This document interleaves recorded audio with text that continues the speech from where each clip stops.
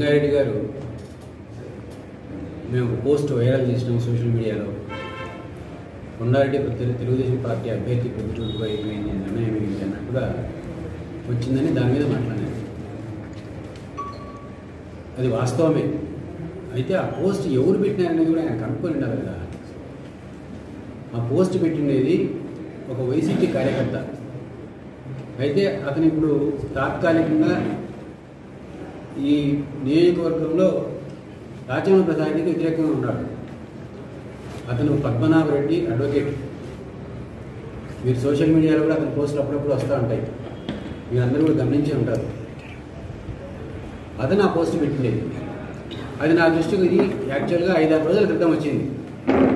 అది మొన్న వచ్చినది కాదు, 5-6 రోజుల క్రితం వచ్చింది. నా దృష్టికి వస్తానే, నేను చూస్తానే, తను ఎవరిని కనుక్కుంటే ఫలానా వ్యక్తి అంటానే అతనికి ఫోన్ చేసి, అయ్యా ఇది తీసేయి, అది ఎవరు చేసినా కూడా ఇది మేము పెట్టించినట్టుగానే ఉంటుంది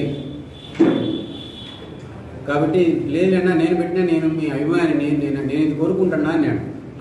ఎందుకు పెట్టామంటే నేను ఇది కోరుకుంటున్నాను, నీ కోరిక కరెక్టే ఉండొచ్చు, కానీ ఇది స్ప్రెడ్ అయినారంటే మేము పెట్టించినట్టుగా ఉంటుంది, ఇది 2 రకాలుగా అర్థాలు పోతాయి కాబట్టి ఇది తీసేయి. అందులో పార్టీలు కూడా ఇది మా క్రమశిక్షణ రాహిత్యానికి దారితీస్తుంది కాబట్టి వద్దు తీసేయని చెప్పి తీసేసినా అతను అందరికీ ఎవరెవరికైతే పంపించినాడో వాళ్ళందరితో అందరి దాంట్లో తీసేసాం. అయితే అక్కడక్కడ మళ్ళీ పంపించిన వాళ్ళు మళ్ళీ ఇంకో చోటు ఇచ్చినా 1-2 చోట్ల మిగిలిపోయి ఉండొచ్చు. నాకు తెలిసి యాక్చువల్గా ఆయన వైరల్ అయింది అన్నాడు. ఎక్కడ వైరల్ కాలే, మా గ్రూప్స్ నుంచి కూడా దాన్ని వైరల్ చేయలే. నేను మా గ్రూప్స్లో వాళ్ళకందరికీ కూడా ఇన్స్ట్రక్షన్స్ ఇచ్చినా దీన్ని ఎక్కడ కూడా మీరు పోస్ట్ చేయొద్దని చెప్పి. లింగారెడ్డి దగ్గర మస్తాన్ అనే పిఏ ఉంటాడంట, మరి నాకు నిజమో కాదో తెలియదు.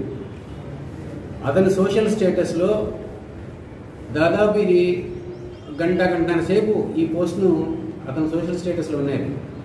మరి అతను కూడా నాకు అభిమానే, లేకపోతే ఈ ప్రెస్ మీట్కు కారణాన్ని వెతుక్కునే దానికోసం ఆ విధంగా చేసినారా నాకు తెలియదు.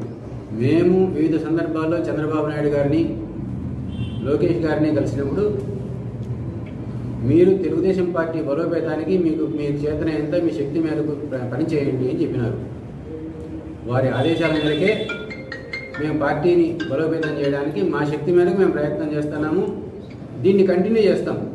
మా శాయశక్తులు, మా శక్తి వంచన లేకుండా పార్టీని బలోపేతం చేయడం కోసం విస్తృతంగా ప్రజాబాహుల్యంలోకి పోయి ప్రజల్లో తెలుగుదేశం పార్టీ యొక్క విధానాలను తీసుకుపోయి, తెలుగుదేశం పార్టీ స్కీమ్స్ని తీసుకుపోయి ప్రజల మద్దతును తెలుగుదేశం పార్టీకి కూడగట్టే దానికోసం ఇక ముందు కూడా మరి అదే ప్రయత్నం చేస్తాం, ఇంకా గట్టిగా చేస్తాం.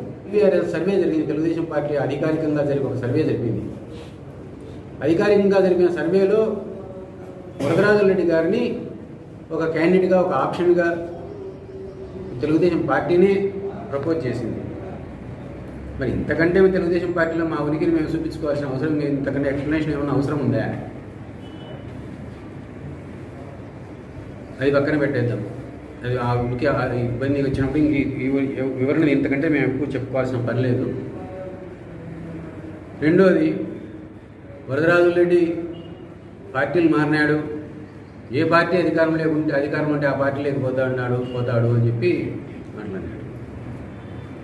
వరదరాజరెడ్డి ఎప్పుడైనా అధికారంలో ఉండే పార్టీలోకి మారినాడా? వరదరాజరెడ్డి మారినది 1989లో. తెలుగుదేశం పార్టీ టికెట్ వరదరాజరెడ్డిని కావాలని చెప్పి టికెట్ నామినేషన్కి కొన్ని గంటల ముందరగా బీఫామ్ వరదరాజరెడ్డికి ఇచ్చింది. అంతకుముందు ఆల్రెడీ ఒక క్యాండిడేట్ని ఫిక్స్ అయి ఉంటే కొవ్వూరు రామసుబ్బారెడ్డి గారు ఆయనకు మార్చి అప్పటికప్పుడు గంటల వ్యవధిలో 1985లో రామారావు గారు బీఫామ్ పంపించినాడు.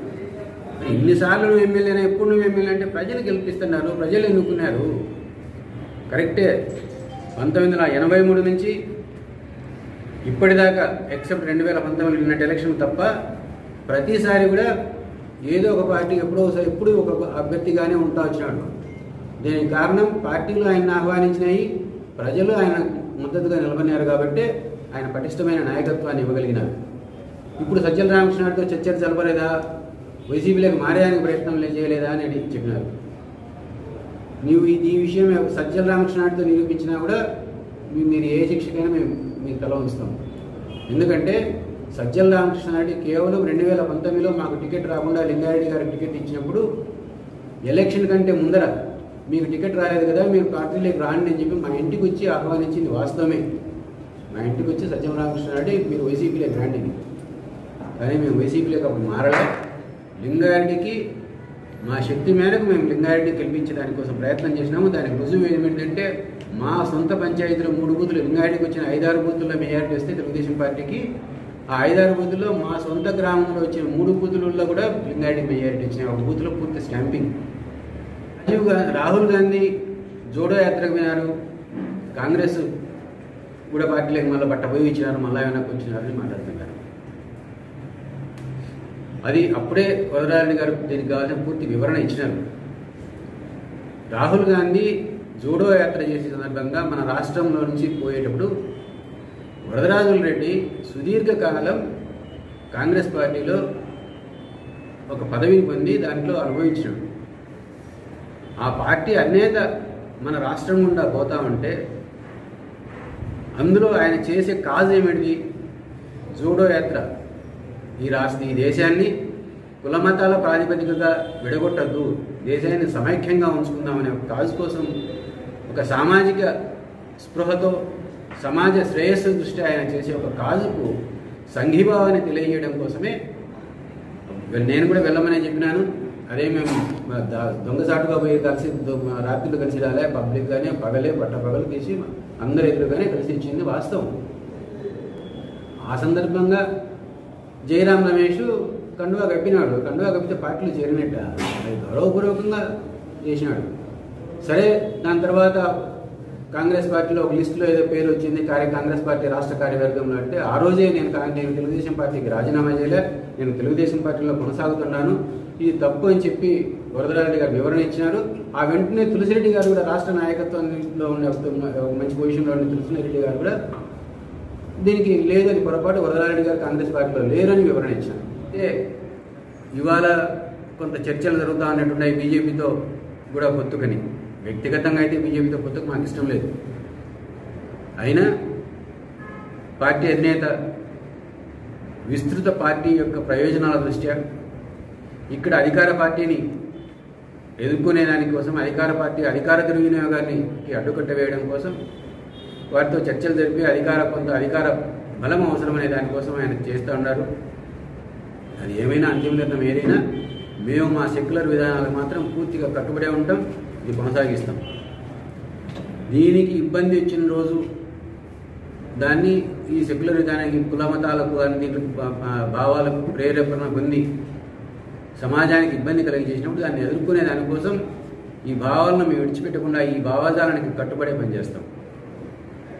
దీంట్లో కూడా రాజీ లేదు. ఎందుకంటే నేను ఇంకా ఏ వివరణ ఇవ్వాల్సిన అవసరం లేదని భావిస్తూ ఉండా.